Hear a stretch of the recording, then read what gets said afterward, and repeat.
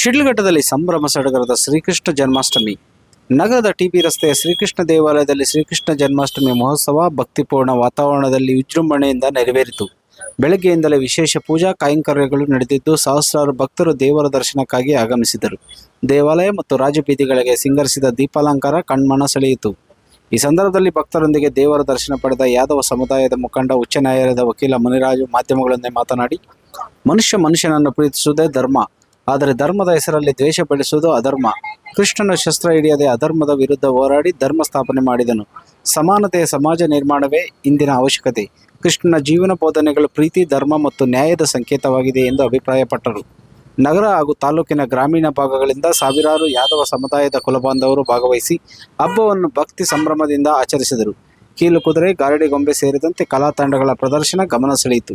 ನಗರದ ಪ್ರಮುಖ ಬೀದಿಗಳಲ್ಲಿ ಪಲ್ಲಕ್ಕಿಗಳ ಸಂಚಲನೆ ಭಕ್ತರಿಗೆ ಹಬ್ಬದ ಸಡಗರ ಹೆಚ್ಚಿಸಿತು.